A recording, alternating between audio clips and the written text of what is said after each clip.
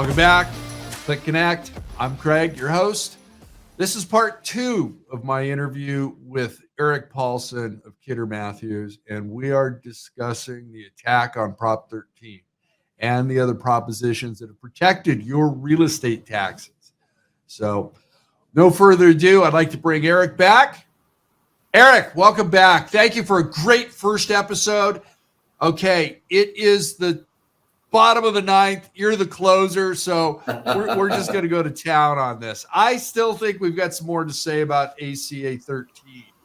I'm not sure if people understand what ACA 13 is. I mean, this is going to be a constitutional change to the state of California.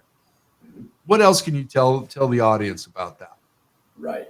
In a nutshell, basically, ACA 13 will turn into law with the constitutional amendment that you can pass a tax with a 50% plus one vote. Previously, we've been at that before, but with, you mentioned Jarvis, with Prop 13, we did pass laws that said you can't just tax us unless there's a 2/3 vote, so a supermajority, if you will. So what this is doing is it's going back to a 50 plus one, which will make it easier for any entity whatsoever, whether it be citizen, local, school board, city council, all the way up to the Assembly, the Senate, Congress, whatever, that'll have the ability to pass a tax. And it's 50 plus one. So I think you'll also see more hands coming out. There are a lot of groups out there that use the legislation to try and generate taxes that will benefit their interest. And they're called special interests. We all hear those, whether they're unions or pick one. So I think what it'll do is it'll make it easier for people to try and dip into the well of the citizen of California to fund their groups. So that's where I think everybody really needs to be aware that you are opening up that proverbial can of worms by having this pass to allow more taxes to come through on a lower level of approval. A 2/3 tax is tough. It's tough to get passed. So that means you really have to have a good tax. And we passed them. I mean, we passed gas taxes, we passed things like that. So it's not impossible, but a 50 plus one is a lot easier hurdle. So I just think people need to be aware that you are really making it easier for our legislation, because it'll now be in the rules. It's, hey, don't elect me. It wasn't me. You can vote for me. It was 50 plus one. Who, me? Yeah. Exactly. Yeah. So just be cognizant that we are basically opening the door for additional taxes on a lower level that will impact us even more than we're already impacted by what we have today. That's a frightening thought. What other unintended consequences are you seeing out there? Well, I think part of that also is people's reaction to that. We are now we used to be a local community, then we became a state. Now anybody can live almost anywhere. You can now work from anywhere. You work from home, you work from your cabin, you work from a hole in the ground, you can do whatever. I think the unintended consequences is it's going to make it a little bit more expensive to live here, and you're going to make the labor issues even worse. Pick a city that you live in that is even middle class, if you will. Labor has to drive an hour to get there to function in that marketplace. I think this will make it even more difficult for lower to lower middle income to be able to afford to live in the state of California because of the taxes that are going to be levied on people. In addition, we call it an affordability crisis. It's not an affordability crisis. It's a supply issue. We don't have enough homes being built, and nobody wants homes being built in their yards. So if you're increasing the cost, you're increasing the labor costs, you have the inflation, you have these additional taxes on everything that you're doing, you're making it more expensive to build a home, coupled with people who don't want the home built in the first place. I think you're going to exacerbate our housing crisis. I really do. I agree with you. I mean, you and I both watched the west end of San Bernardino County have a single family and condominium explosion starting in the 70s because Los Angeles and Orange County were starting to price them out of the market.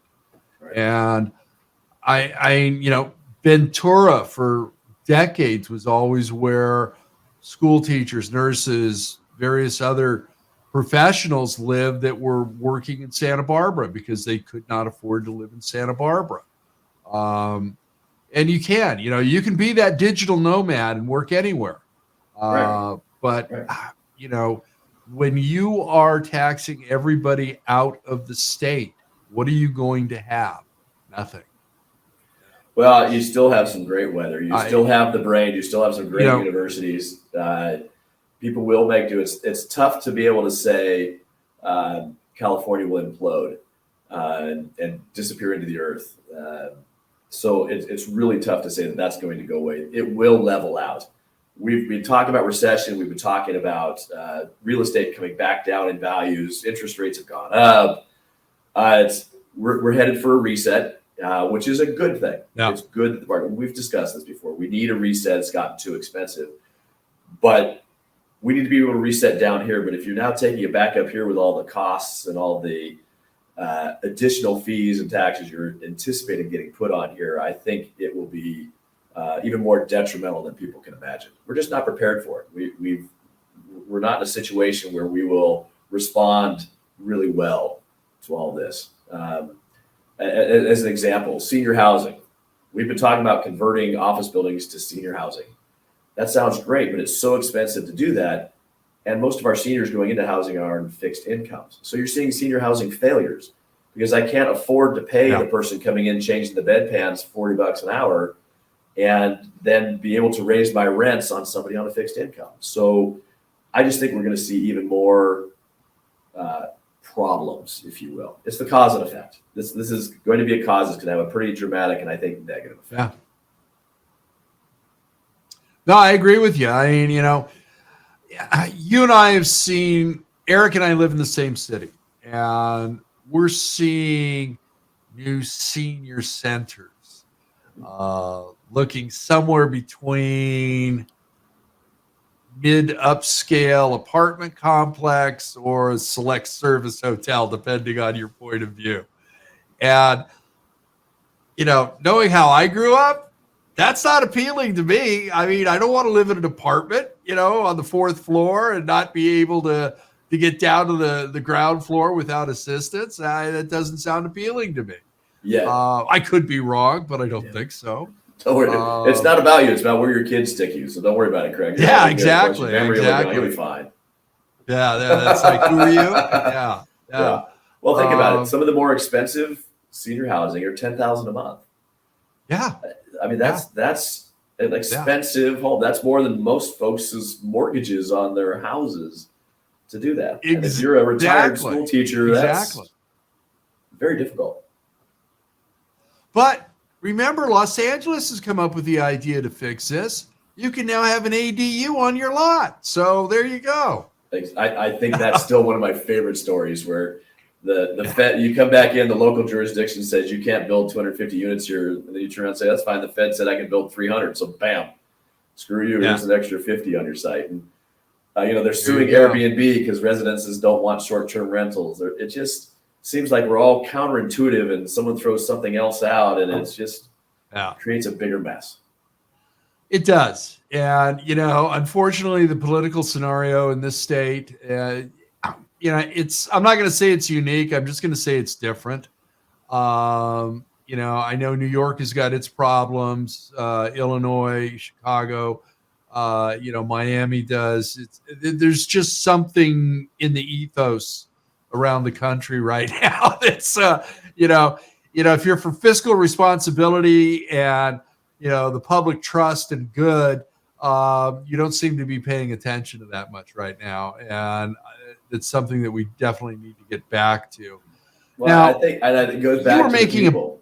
It goes back to the people. It's one where it'll all work itself out.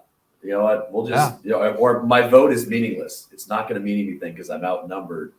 So what I would suggest too, as we talk about that, there was a bill that came out called AB 1000. And I followed that one because it meant you could not build an industrial building within 1,000 feet of a sensitive area, which is anything that breathes oxygen. Right. So that's a massive distance. You'll never build industrial again in the state of California. Well, there's a prominent politician that supported it. It went into a committee And the committee all said, this is a bad idea, but since you're our Speaker of the House and an important person to me, I'm going to vote yes, but if it comes to the floor, I'm going to vote no. So it travels through all these committees because they owe favors to each other or want to impress each other or whatever it is, without really saying, you know what, bad idea, let's not do this. Let's move along. Yeah. So you're seeing some of those things go through. Well, AB 1000, what we did at NAOP is we sent out an email to everybody that says, let your politician know whether you're for or against it. Click these two buttons. This one will address, it will send an email to your local, and this one will be a pre-programmed message. You can either accept it or change it or decline it or alter it, whatever you want to do. But just people now respond to that because it's only 2 clicks. But if I was to call you up and say, hey, go write a letter, you're not gonna. Go make a phone call. You might, but probably not. But you'll click a mouse twice. So we're trying to find ways. And yes, I brought that one up specifically because there was a significant number of people that responded to their politicians. In fact, my counterpart was sitting in the office of one of our senators, listening to the person on the phone go, 1 for, 1 against, and tallying that. And that's how they determine if they're in or not. You get 20 people in your committee say vote for it, 1,000 saying vote against it. The vote of the will is let's vote against this one. So people just have to be responsive and engaged rather than just, oh, it's meaningless and it'll never happen without me. And I just think there's too much laissez-faire, what will be fatalistic. But get involved. You'll push more than the 2 buttons. Make that phone call. It's easy to do. So if you're really truly against it, now's really the time where you have to say something. Otherwise, they assume you're for it. Yeah, I mean, you've got to flood not only their voicemails, but their emails. And and they do get them. And they do if you've take got a a toll. dictation mode, you've got to let them know. I can dictate an email to my desktop. Okay, so it's real easy. I don't even have to, key everything in. It's like I do have to spot check it because all of a sudden I'll say something colorful that I really didn't want in there, so I've got to go back and change it. It's to a politician, but it was just, it's only going to be their chief of staff that reads it anyhow. So on a good day, oftentimes it is an intern. Yeah, who's going, what am I here for? Well, I'm not taking this. It's fascinating. That was my interesting trip. I went back to DC and met with several senators. It's the senator, it's their chief of staff, and then it's their committee heads responsible for picking labor, school, whatever. And that person responsible for that goes and generates all the information, sends it to the chief of staff. Chief of staff goes to the senator and says, here's where you should vote on these issues. Unless they're passionate about it, they're getting advice. It could be as someone as low as an intern. So that's why they just do the numbers. 1 against, 1 for, 1 against. So you have to get involved because otherwise you're not getting counted. Yeah, that's true. It's scary. It scared me. That's true. Kind of disappointing. Now, what about what's going on in the commercial market right now? You guys had a great year last year. I had mentioned to you earlier after the mansion tax up in LA, we've only had 1 hotel sale in the city of Los Angeles that came into effect. And that was exempt because it was going from a hotel to housing for the homeless.